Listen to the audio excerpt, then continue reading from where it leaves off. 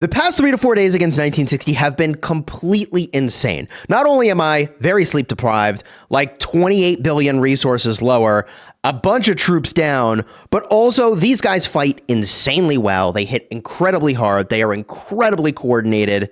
And 80% of people going into the zone fight you see on screen over here thought that 1960 was just going to win. And to be perfectly honest, you walk into any conversation about whether or not 1960 is going to win a KVK, and yeah, I mean, you would be betting your money in the right place just by picking 1960, which is why this KVK is so significant. If there's any one alliance kingdom in the game that has a shot at taking 1960 anywhere, it's 2377, and that's the kingdom I migrated to in the last couple weeks. I guess, God, has it been like 3 weeks or a month? I don't know. I've lost track of time, and I'm too sleep deprived.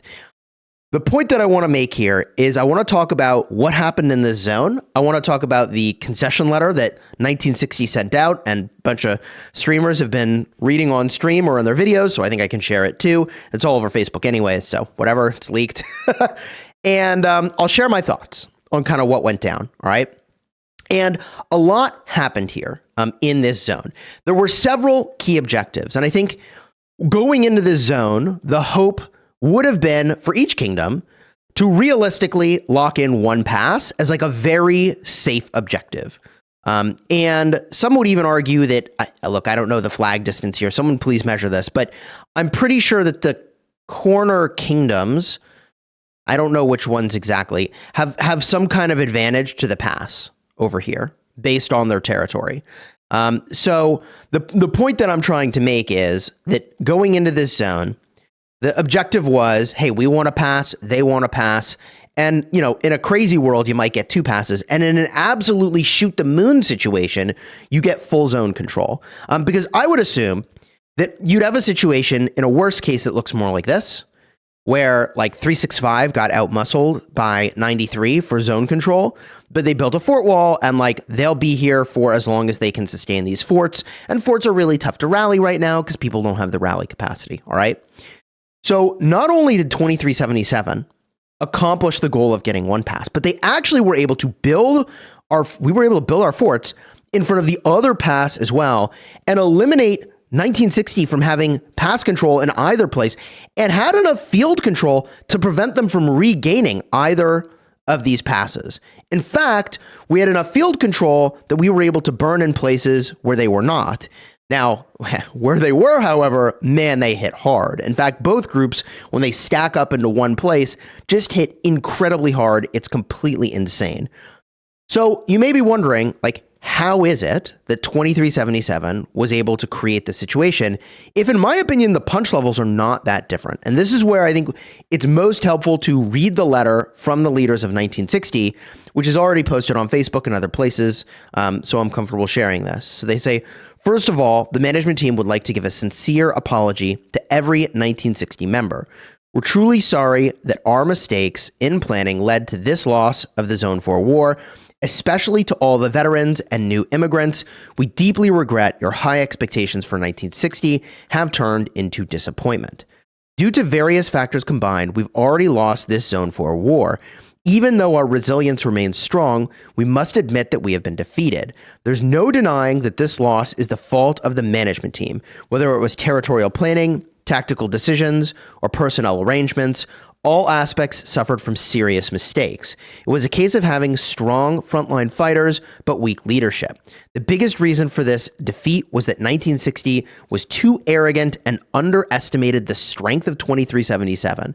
We've always looked at our enemies with a sense of superiority, never truly experiencing what it means to lose.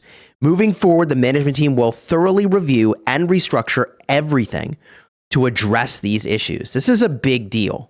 This is a really big deal. The message continues on to say, at everyone, territorial planning. We'll create a new route plan for the next stage of battle. I need everyone to gather resource data from all alliances. The new plan will be more reasonable and efficient, avoiding issues such as troop blockages and the need for alliance hopping to receive buffs.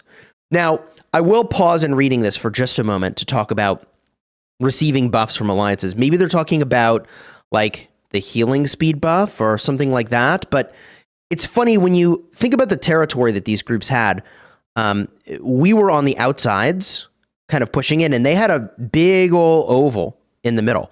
And it's funny because like they're looking at our territory thinking, man, we must have such an advantage. But our like the reality is that like we're walking from incredibly far across these canyons, right?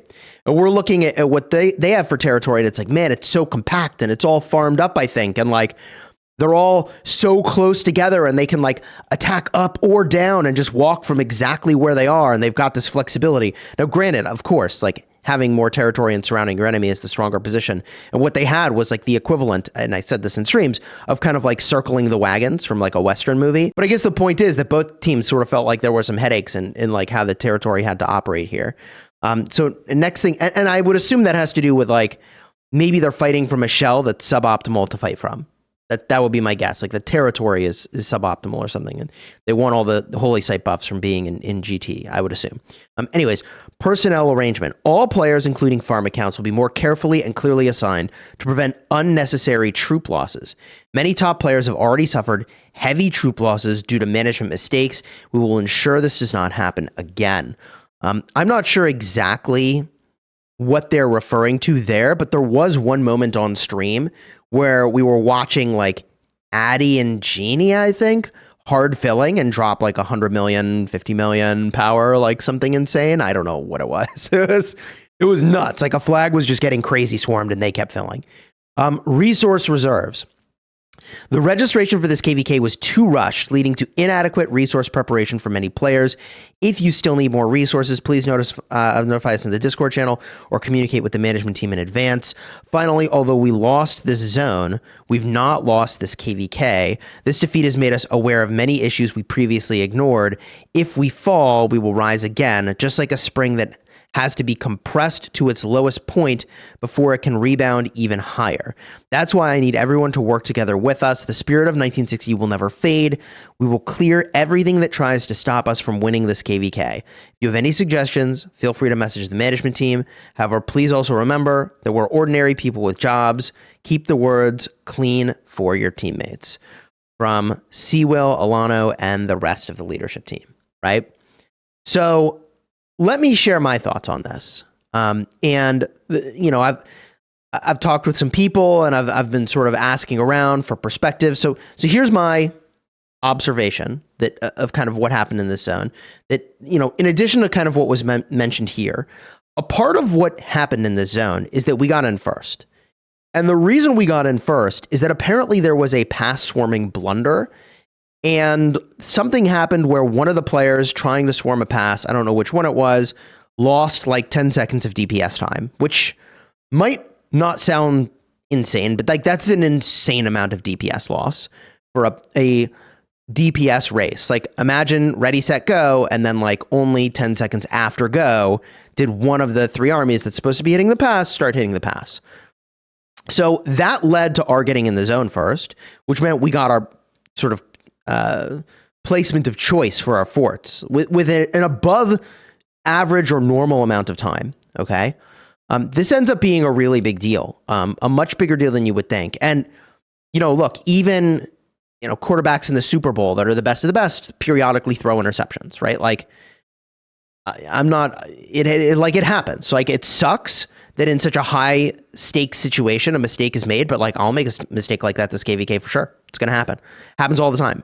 So like, I don't want, you know, to indicate that that's like, it sucks. And it sucks that it happened in such a high stakes thing, but like, you know, it's going to happen. And that had consequences.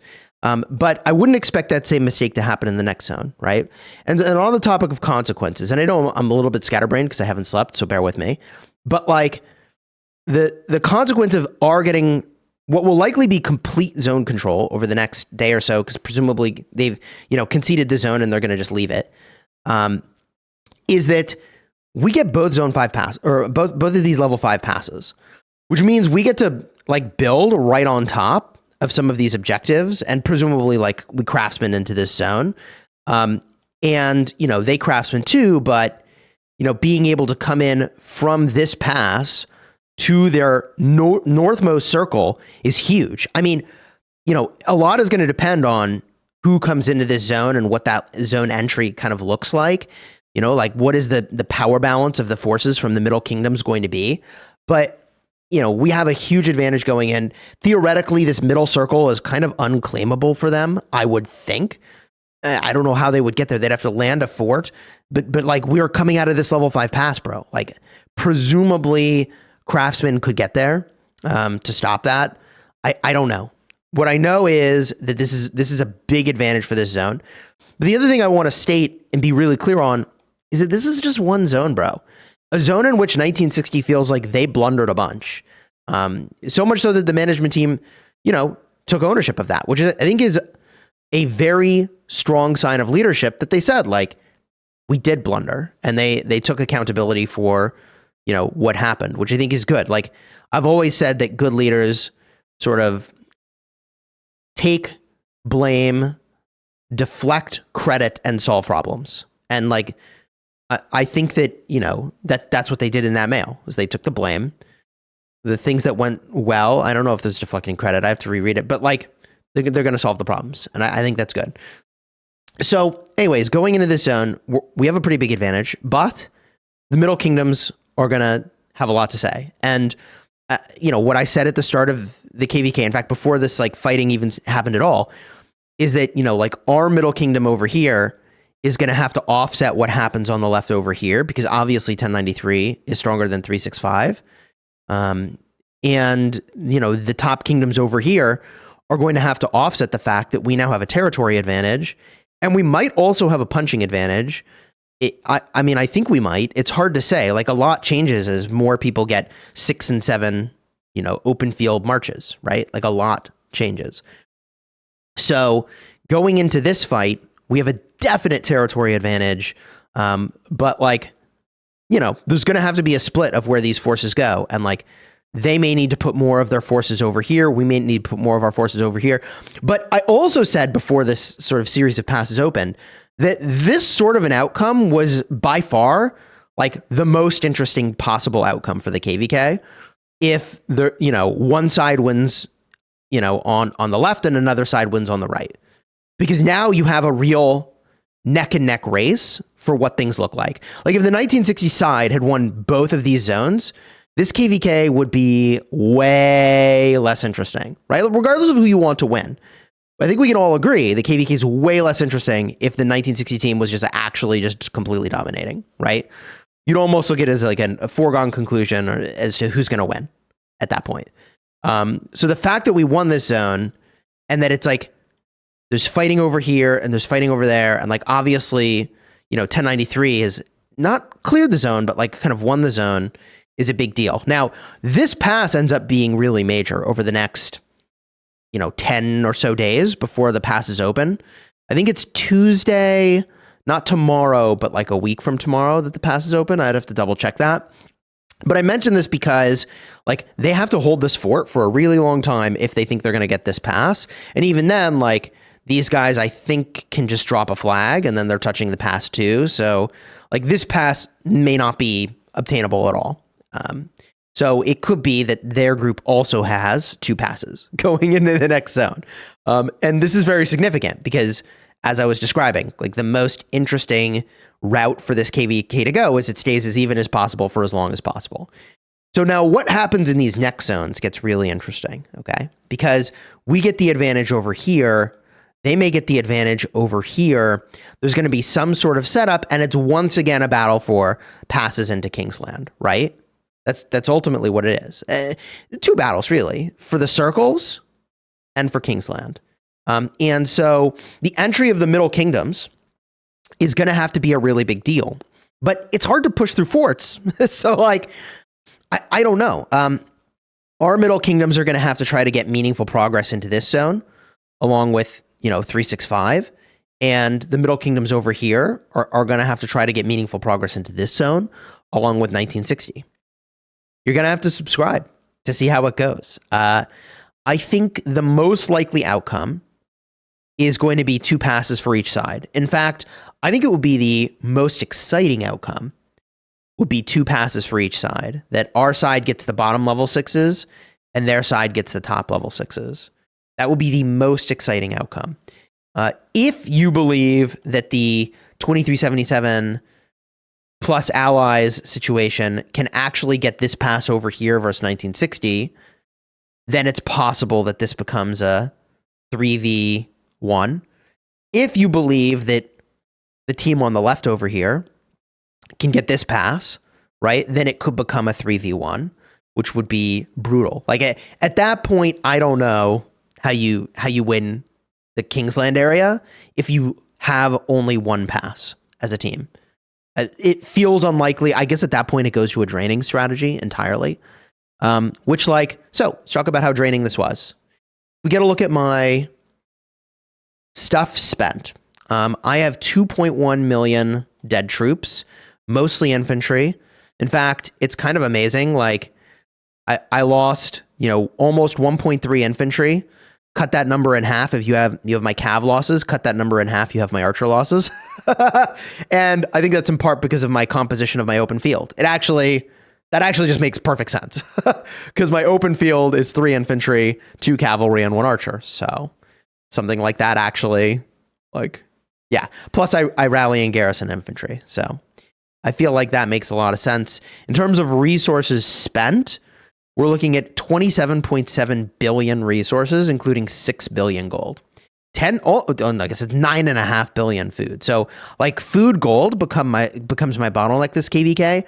The other resources I have a lot of still, and it's kind of a bummer. I finally got to max sort of healing tech, but at this point, how much does that get me now that the fighting has ended? I got to my max healing tech in the last day, but rushing the healing special medicines was a big deal because the drain in this KVK is just it's that big, chat.